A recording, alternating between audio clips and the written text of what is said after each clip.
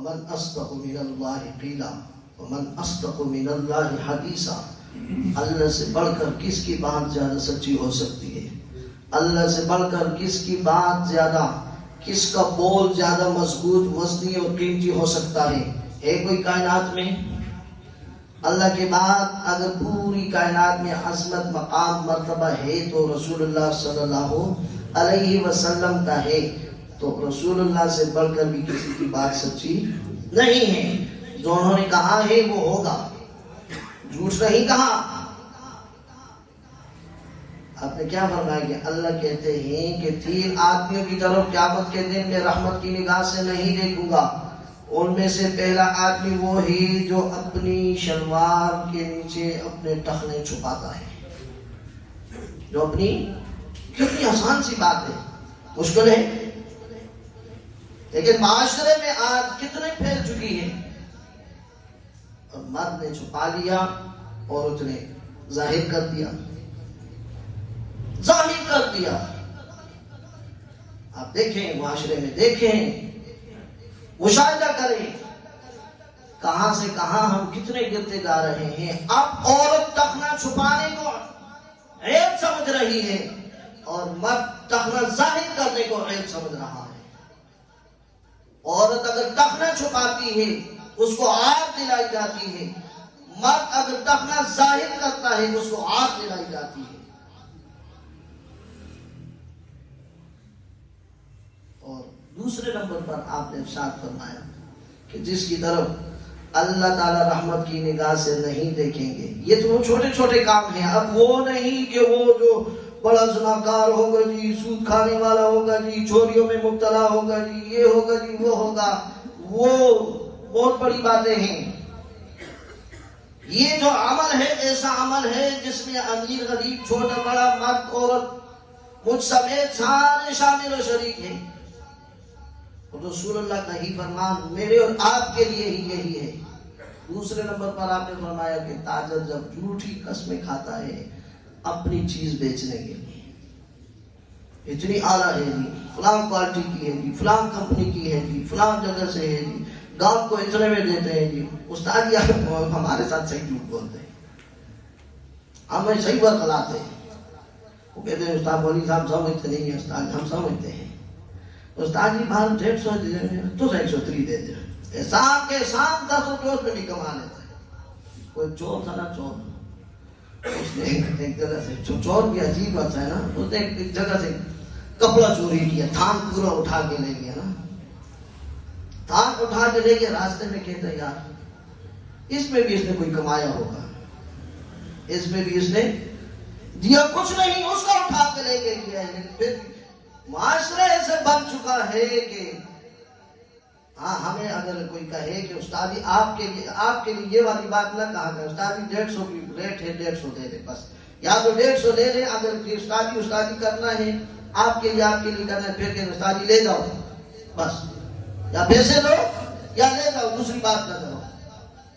یہ ہے پھر تو ہم کہیں گے ٹھیک ہے۔ تو بہرحال عرض یہ کر رہا تھا کہ جھوٹ بول کر چیز کو بیچنا،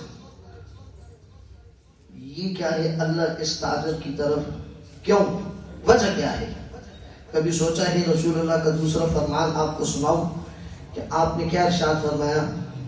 یہ اتنی سخت وعید اس تاجر کے لیے کیوں ہے؟ اس لیے کہ اس کا مقام بڑا ہے۔ اس تاجر کا مقام یہ تجارت کی مارکیٹ کا امام ہے۔ جیسے یہاں مسجد میں امام ہوں، آپ لوگ پورے معاشرے سے اٹھ کر یہاں آگے میرے پیچھے کھڑے ہو جاتے ہیں، ایسے ہی یہ پورا معاشرہ اٹھ کے بازار اس تاجر کے پاس جاتا ہے اور اس کی باتوں میں عمل کرتا ہے، اس کی باتوں پہ یقین کرتا ہے، اس کی زبان کو ٹٹولتا ہے، اس سے چیز خرید کے آتا ہے، اس پہ اعتماد کرتا ہے۔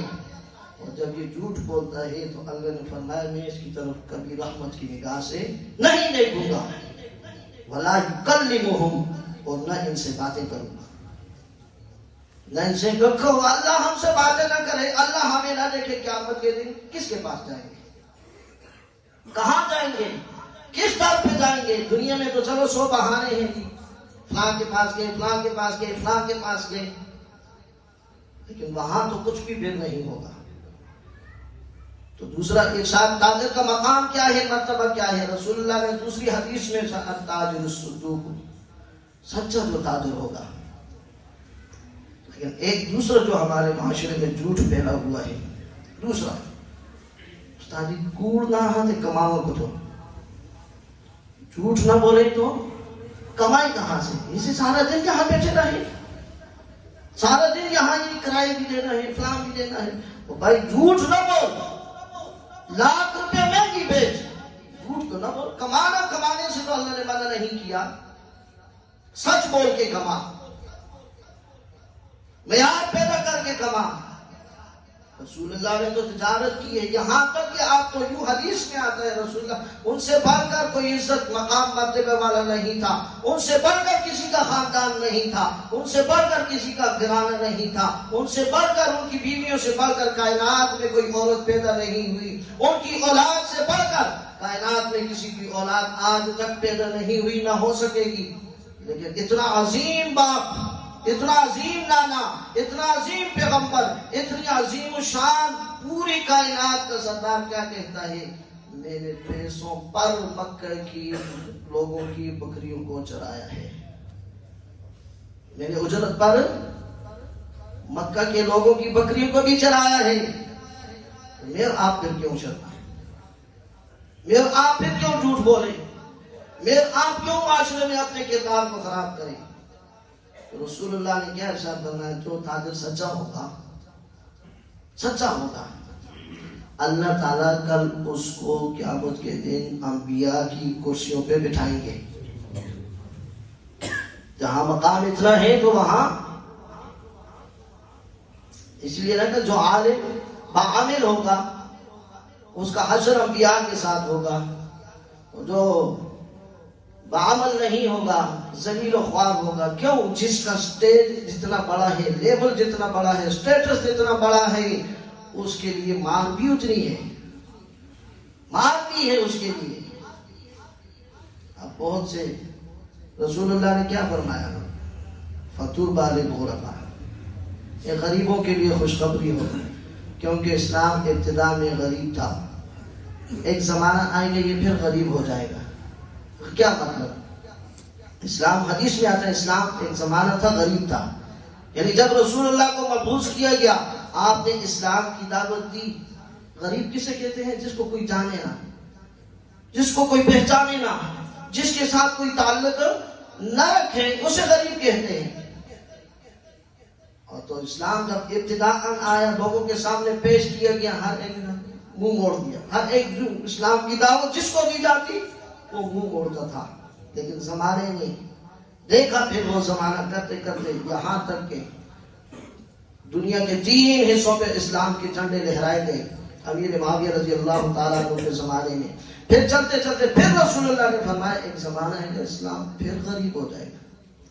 اب ہم جانتے بھی ہیں، پہچانتے بھی ہیں، سب کچھ کرتے ہیں، لیکن جہاں ہمیں خواہش آتی ہے، نفس کا ہمارے کسی جگہ ارادہ آتا ہے، اور دوسری طرف اللہ کا حکم آتا ہے، ہم اللہ کے حکم سے یوں منہ موڑ لیتے ہیں جیسے ہم اس کو جانتے ہی نہیں، خواہش کے پیچھے ہم چل پڑتے ہیں. بہرحال یہ مسجد نبوی کا صحن ہے، رسول اللہ ہجرت کر کے تشریف لائے ہیں کہ مدینہ آئے ہیں، دن بدن اسلام ترقی کرتا جا رہا ہے. رسول اللہ ایک دن منبر پر بیٹھے ہیں، اعلان کر دیا، او لوگو یہ دیکھ رہے ہو مسجد کی زمین کم پڑ چکی ہے، دیکھ رہے ہو مسجد کی زمین کم پڑ چکی ہے، نمازی بڑھتے جا رہے ہیں، تعداد بڑھتی جا رہی ہے، اسلام کو دن بدن طاقت قوت حاصل ہوتی جا رہی ہے.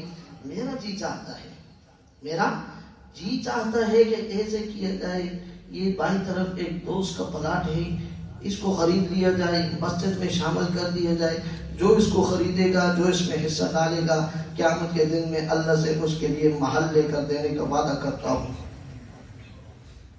صحابہ کرام